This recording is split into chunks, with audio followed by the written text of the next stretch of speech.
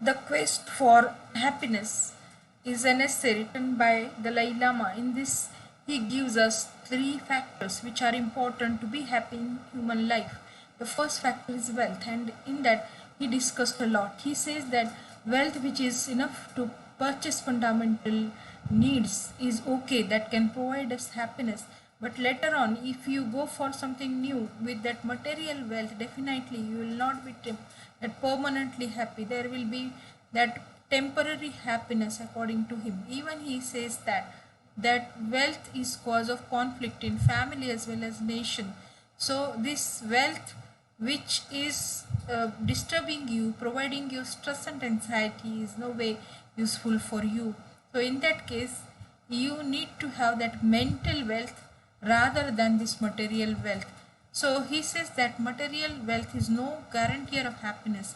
And in fact, he met so many people who are rich people, billionaires even, and he found that he asked that question to these people whether you are happy or unhappy. So these people, they told Dalai Lama that we are not happy though we are rich, because due to wealth, that separation or that wall that has been created, and these rich people, they are separated from other members of society, and they live that lonely life, and due to this loneliness, that unhappiness is there in their life.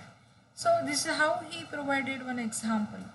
Then he comes to the term Konga Dondup. You know that this is term in Tibetan culture. What it means, that Konga Dondup means money, and it can bring any type of happiness in your life, and it can provide you well-beings. So whether it is true or not, with this discussion we can say that this money is not capable creating all type of happiness, giving all type of happiness in human life. So it is not reliable friend or good friend of human being in that way.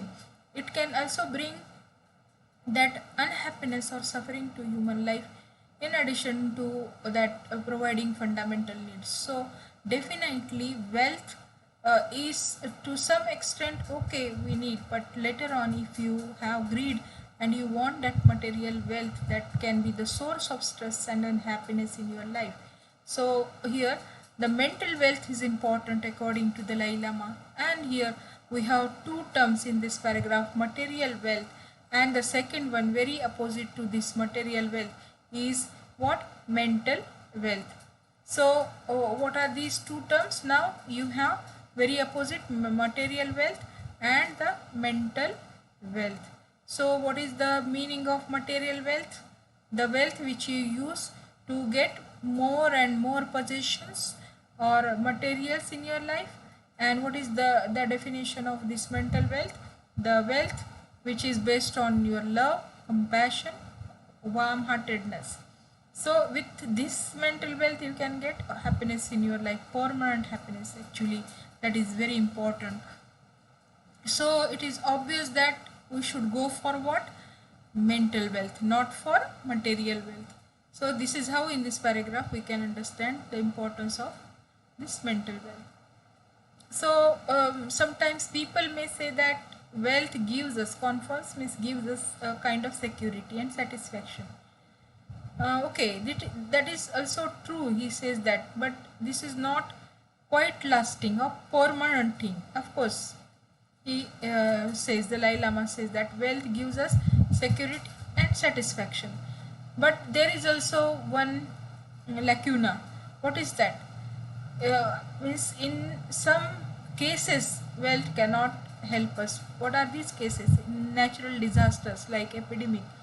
Okay, so in coronavirus situation, we are facing this type of problem. So wealth is not there providing us any type of security. People, they are dying, and there is no solution to this problem. So much more important than money now, we can say that is what? Mental state of being, means mental state of happiness. So it's very important, and money, possessions and status are subordinate one. So here see, sometimes we can see that poor families having all that affection, kindness, trust among themselves can bring happiness to the family. And even in rich family, though there is luxury, these people they have suspicion or doubt in their mind. Resentment means anger in their mind, and due to that, these people are unhappy. So here, that happiness is not dependent on wealth, but it's dependent on that mental state of being. What is that? That heart with affection, kindness, and trust. That is, you can say, the mental state of being.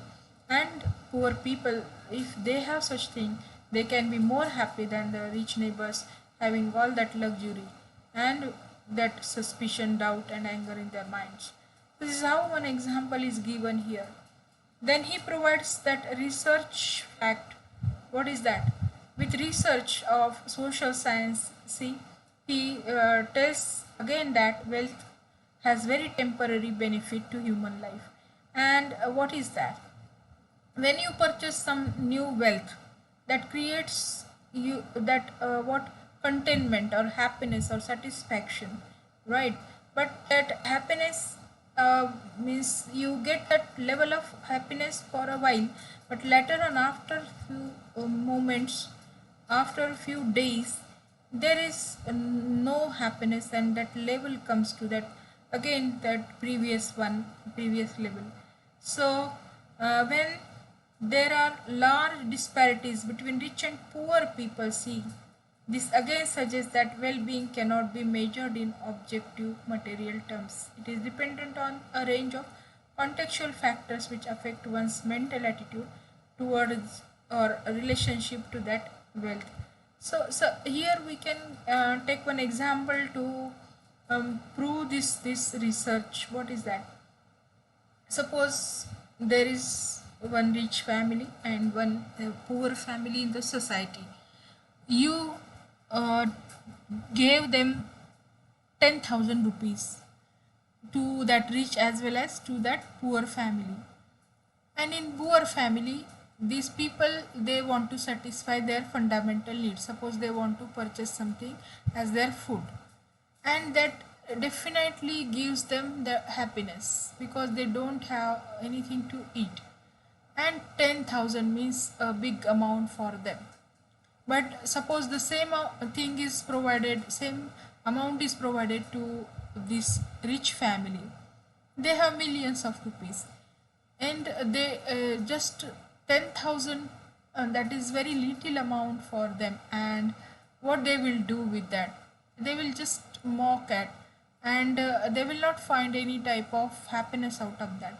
So here we can see that the wealth cannot provide equal amount of happiness, and you cannot measure that what type of happiness is there in these two families. So it cannot be measured in objective material terms. It is dependent on a range of contextual factors which affect one's mental attitude toward or relationship to that wealth. So the person, the need of wealth, and all their attitude of the person, it is important when you see that happiness is which is received through the wealth. So this is how the fact is.